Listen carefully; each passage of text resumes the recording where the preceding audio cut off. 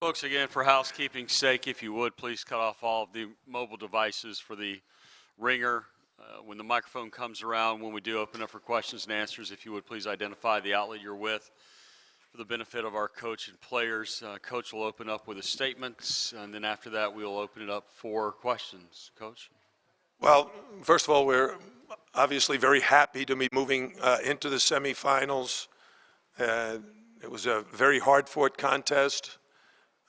One of the things I'm a little concerned about, we are top 20 in the country in not fouling. We've worked so hard as a team and as defensive players to learn the importance of not fouling. So we're very disappointed that we gave up 31 free throws tonight. And some of these guys are going to be doing wind sprints tomorrow at practice to remind them not to foul. Questions from the floor. First row to our right. Angel, you had a stretch there where you scored 11 of your team's 14 points in like a 2-minute and 40-second run. Did you see something that you were attacking, or did you just feel like your team needed a lift there and you got kind of aggressive? No, I was just out there, taking what the defense was giving me, and it seemed like they were getting a little confused on the ball screens, and I had the open shots. I made the first one, and, I'm a confident player, so I was just taking what they were giving me. Far left, fourth row. Jim, this is Steve Weiner from the AP.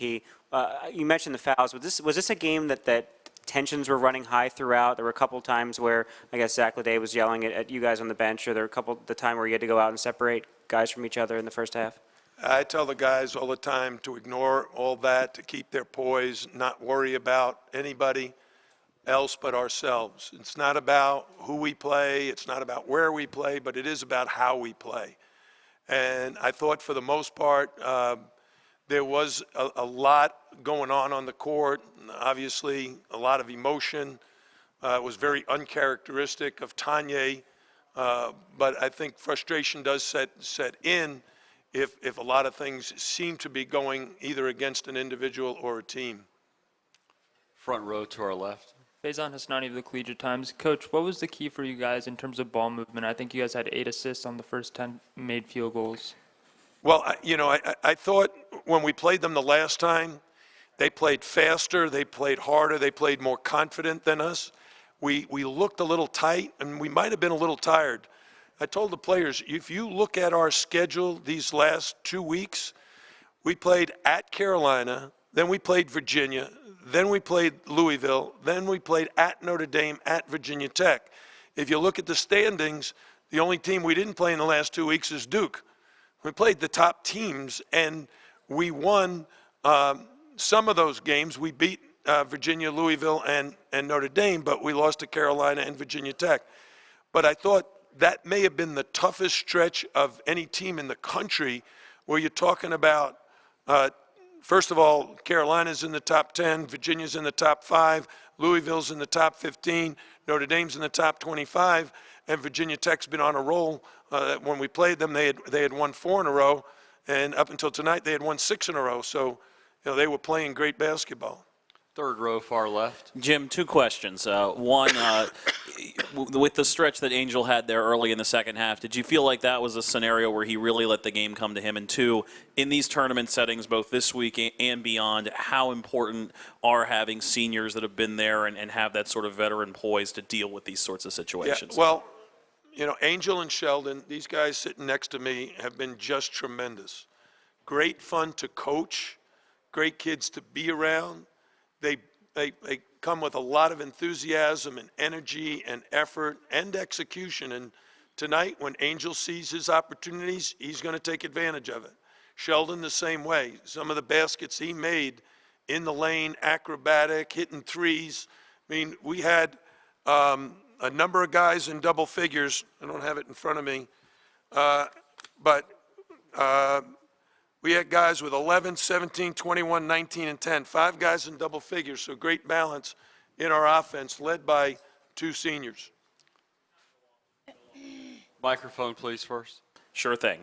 Just the significance of having those sorts of guys in a tournament setting, just from your own experience. I just think the greatest teacher is experience. That anytime you're going through any situation, if you can look back on a previous experience, it helps you prepare and do well in the next experience. And it's better if you've had really positive experience, but even a negative experience like we had last Saturday helped motivate us and made us aware of how fast Virginia Tech was playing and how important it would be to get back and play great defense. Front row to our right. Mike Barber, Richmond Times-Dispatch. For both the players, Virginia, their defense, the challenge it presents looking forward, and are you concerned that Coach L just said he's going to have you running sprints the day of a game? No, I'm not concerned at all. He just wants to do a better job of not fouling. A lot of teams played us zone this year that couldn't guard us man-to-man because we're such a great offensive team. So that's something we always worked on this year. And I think we got better throughout the year. We definitely want to improve on the last time we played them. We didn't do a good job. So I think we definitely did a better job today. Left side. Go ahead. No, I just think it's going to be, a fun game to play and a fun game to watch. Two good teams going at it. We have a lot of respect for them, and I know they have a lot of respect for us. So it's the ACC tournament. What else can I say? Front row left. When Jakiri fouled out and then Murphy later, why did you decide not to put Cruz in? He didn't play any minutes the whole game. Well, the way Virginia Tech plays, they play with a lot of speed and quickness and driving ability. And so you have to put your fastest, quickest athletes out there.